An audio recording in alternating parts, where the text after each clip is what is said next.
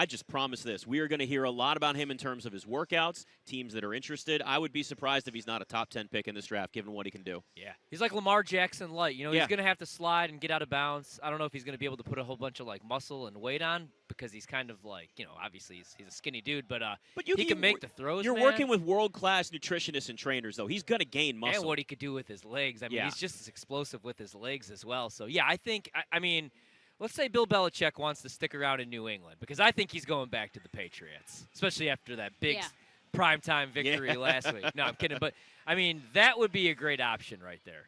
There's your quarterback of the future, I think. That's where Jayden Daniels goes to die. I hope he doesn't go to New England. I don't think Jayden Daniels is a fit for New England. Maybe. Whatsoever. I think if you're New England, you got to go. And if you're a player of that ilk, you want to be able to go somewhere where it's not dysfunctional. Right? Yeah.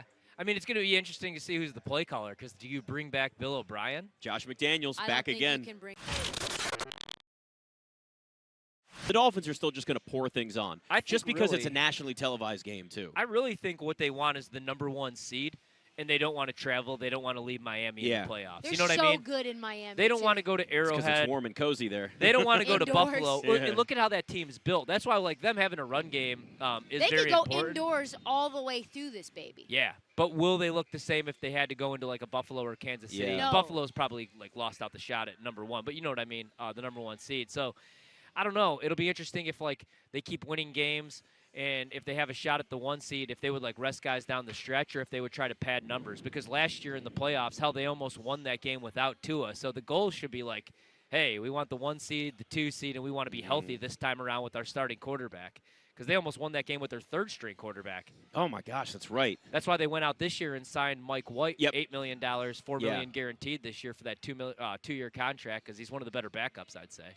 At least he was last year. You got to think, too, where does the #1 seed, for teams that are contention for the 1 seed down the stretch, who does it matter the most to? I think the Dolphins are right there at the top because of that environment, because of being able to stay back home where they're good. And hard knocks. And the climate matters, too. It really does for a team that plays in Miami. You're going into cold weather cities potentially in December, January. That's tough. You don't want to go to Arrowhead. No, that's rough. Showing his parents right now. Like the Wish version of Dan Marino. His dad has 4 units on this game right now. Oh, yeah. Tommy DeVito over 173 passing yards. Hey, I back my son all the time. I want you to know he's Tommy Cutlets for a reason. I've been telling you guys since Pop Warner that Tommy could play the position. I watched him play in college, and I said, I know teams aren't paying attention now, but you just wait. He ain't the biggest guy. He don't got the strongest arm, but there's one thing you can't take away, and that's hot. And he's smoothing, run through like water. Look at him.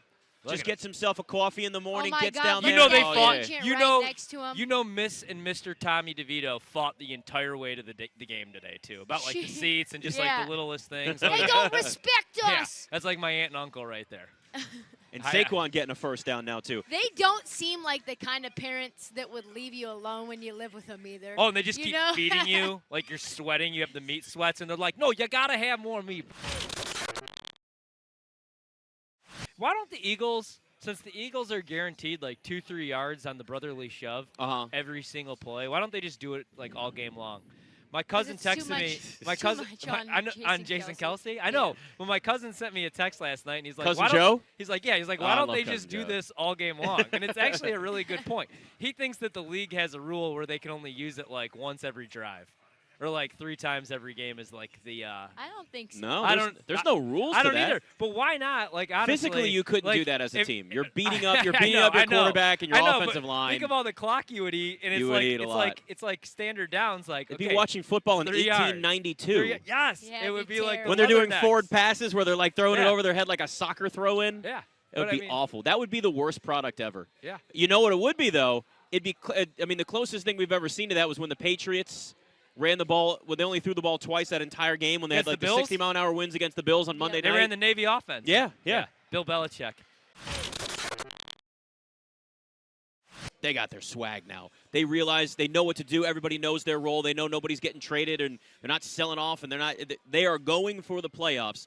Sean Payton has, and I think you could give him some credit, please, if you could. Yeah. He has made Russell Wilson back into earlier, younger Russell Wilson, but it's working. Meanwhile, Jared Goff's turning the ball over like crazy. That offense is all over the place. They've found a rhythm when it comes to their backfield. Jahmyr Gibbs, David Montgomery, those guys are running the ball consistently well, splitting the carries, doing a good job there. But there's just a lot to really scratch your head at when it comes to the Lions. Plus, defensively, they're a liability. So I think even at 5, I like the Broncos there. I'd love to get a better number, but right now Denver's just trending up while Detroit's going the opposite way. He has not been a major threat. He had the moments, but he's not put up Stephon Diggs type numbers. Because Gabe Davis never became Gabe Davis, and Dalton Kincaid wasn't being used till week 4. You could just play tight man coverage on the outside with some safety help and be beat us. You know what I mean? And that's why I would have loved to see them go out and get another weapon, but they didn't. I still have talked myself into the Bills making a run. Dallas is making a run.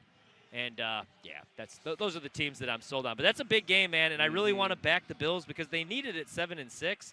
Cowboys, I mean, you could say the Cowboys need it, though. Hell, now I feel really good about my NFC East futures again. Those look dead. That was a big win against Philadelphia. So you could say Bills need this one, but, I mean, Dallas needs it just as bad. Because if you're Dallas, you don't want to go on the road in San Francisco. You don't want to go on the road in Philadelphia. You want to play those games at home because they have, does Dallas have the best home field advantage in all of football right now? One of them? When's the last time they lost in Dallas? When's the last time they even were challenged in Dallas? So they want that 1 seed. Buffalo just wants to get in. That's why that game's going to be awesome, man. Everybody should lose a little respect, Tris, to start with you, for Patrick Mahomes, because nobody else would do that. He didn't just talk to Josh Allen. He just complained about the call. He went out and went, that was the worst thing I've ever seen. Changed my mind, T. I can't change your mind about that. That's exactly how I feel. I saw Patrick Mahomes in that moment, and I said, maybe I understand why you and Brittany are together, dog. Maybe you both have a little bit of bitch in you a little bit. Just a bad character. Just you have the moment gets adverse, first time really, in Patrick Mahomes, the calls go against him, and all he's doing is complaining to the refs, complaining to Josh Allen, not complaining to Kadarius Toney, talking to his team, being oh, that was a terrible call. And then they're walking it back.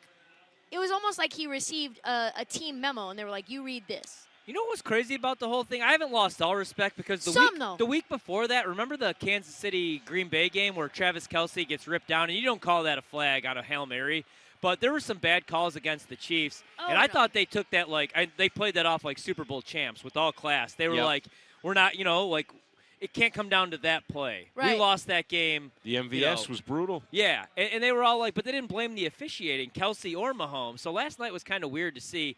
And I get him being pissed off, but he should be pissed off at Matt Nagy, and he should be pissed off at Kadarius Toney, not so much the line judge, because it was the right call. So that's the only respect I lost, to be honest. So honestly, I think he is pissed off at all of them. He's angry at everybody. This season's been a frustrating year, and it all came to a head, and the volcano erupted in that moment. Did he handle it right?